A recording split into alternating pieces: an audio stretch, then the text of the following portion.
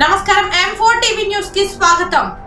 M4 TV news M4 Telugu News.com ఏ website మరియు M4 Telugu news ఈ paper లో వార్తలు ప్రకటనల కోసం సంప్రదించవలసిన సెల్ నంబర్లు 9666665026 మరియు 9014163335.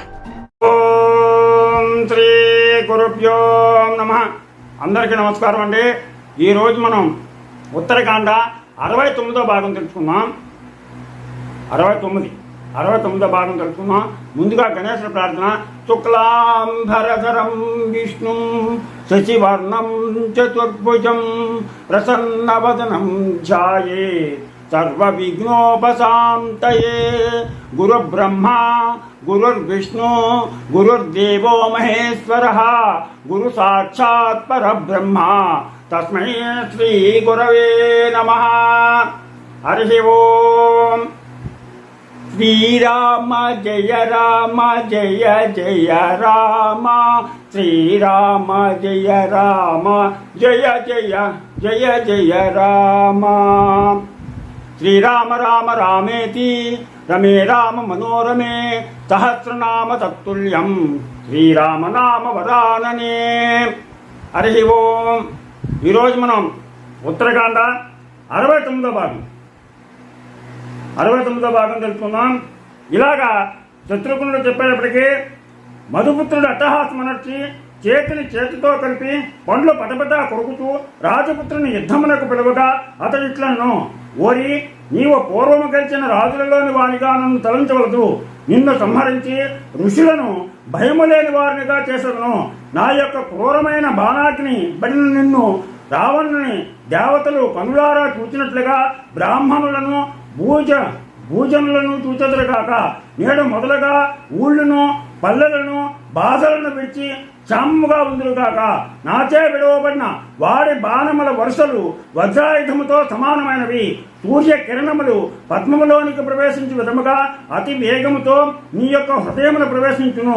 దుష్టుడా చూడుమంటుండగా ఆ మధుపుత్రుడు రాజపుత్రునిపై ఒక పెద్ద వృక్షమును వేసను. దానిని 100 ముక్కలుగా శత్రుఘ్నుడు ఖండించి భూమిపై పడవేయగా దానవుడు క్రోధముతో అతనిపై చెట్ల వర్షమును కురిపించను. ఆ రాజపుత్రుడు వాడి బాణముల వరుసలచే వాటిని పడగొట్టను. ఇట్లైనను రాక్షసుడు ఔద్ధన్యముతో ఒక చెట్టుతో రాజు శిరస్సును నొప్పించను. ఆ దెబ్బతో శత్రుఘ్నుడు తన శరీరమునందర సంధులన్నీ సడలగా బలము నశించి మూర్ఛిల్లి నేలపై పడను.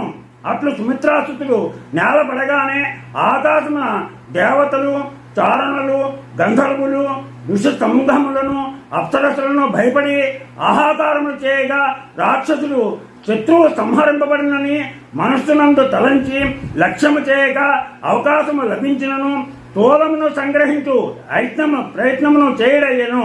తాను తెచ్చిన మృగములను తీసుకొని చుండగా ఒక ముహూర్త కాలమున శత్రుఘ్నుడు మూర్ఛ తేరి మునులను సంతోషమునందగా లేచి ఎదిరించి వజ్రముఖము గలదియు వజ్ర వేగము గలదియు మేరు మందర పర్వతములతో సమానమైనదియు వంగిన కనుపులు గలదియు తీక్షణమైనదియు ఎదురులేనిదియు రక్త చందనముతో అలంకరింపబడినదియు అందమైన రెక్కలు కలదియు దానవులను సంహరించినదియు కాలాగ్నితో సదృశమైనదియు అయిన మహాస్త్రమును సర్వభూతములను సంభ్రమించినట్లు తీయగా కిన్నరులు గంధర్వులు దేవతలు మునులతోడను అప్సరసలతోడను బ్రహ్మను చూడనేకి ఓ విధాత భూమియును తక్కిన భువనములలో ఎల్లను నాశనమగుతున్న విధముగా కనిపించుతున్నదని చెప్పగా బ్రహ్మ ఇట్లనను, ఓ దేవతలారా మీకు భయము కలిగిన కారణము వినుడు. సుమిత్రాసుతుడు లోక విరోధి అయిన లవణును వధించుటకు ధనుస్సునందు భయంకరమైన అస్త్రమును సంధించినాడు. దాని తేజస్సు చేతనే సుమా నాకును మీకును ప్రపంచానికి అంతటికి మనస్సులు స్తబ్దములైనవి. ఆ అస్త్రము సనాతనుడైన సర్వలోకాధికర్తదొకటిచే తేజస్సుచే నిండి ఉన్నది. పూర్వము నారాయణుడు రాక్షసులైన మధుకైటబులను సంహరించుటకే దానిని సృష్టించను. దానిని అతడు ఒక్కడే తెలిసినవాడు. ఇది నారాయణ తేజము కనుక మీరా స్థలమునకేగి రాక్షస సంహారమును చూడుడని చెప్పగా వారందరూ యుద్ధభూమికి వెళ్ళిరి. అంతటా శత్రుఘ్నుడు విల్లునందు అస్త్రమును సంధించి విరోధిని పిలిచెను. అతడును అధికమైన క్రోధముతో వేగముగా రాగా ఆ అస్త్రమును చెవి వరకు లాగి శత్రుఘ్నుడు వేగ అది దట్టమైన కాంతి ఆకాశం నుండగా వెళ్లి లోక విరోధి అయిన లవణుని బొమ్మ యందు ప్రవేశించి అధోలోకము దాకా వెళ్లి తిరిగి ఇక్ష్వాకువంశిని అమ్ములపది యందు దేవతల ఆశ్చర్యం పొందగా ప్రవేశించను. లవణుడు నారాయణాస్త్రముచే కొట్టబడిన వాడై వజ్రాయుధము దెబ్బచే కూలిన పర్వతము వలె నేల కూలెను. ఆ రాక్షసుడు యమపురము చేరగానే దేవతలందరూ చూస్తుండగా ఆ శూలము వెళ్లి శివుని కలిసెను. శూలం మళ్ళీ వెళ్ళిపోయి శివుడి దగ్గరికి వెళ్ళిపోయింది. 2 తరాల పనిచేస్తుందని చెప్పాడు. దీంతో ఆఖరి కాబట్టి ఆ శివుడి దగ్గరికి ఆ శూలం వెళ్ళిపోయింది. వాడు చనిపోయాడు.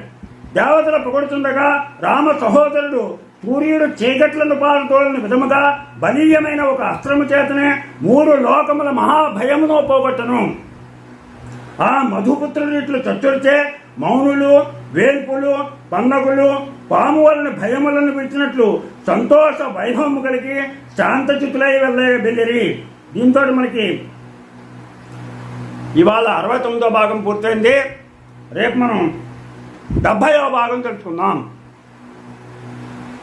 మీకు నా ఛానల్ కనుక నచ్చినట్లయితే సబ్స్క్రైబ్ చేయండి, అలాగే లైక్ చేయమని కోరుతూ మీ రాబాక వెంకట ప్రభాకర్ బాబు.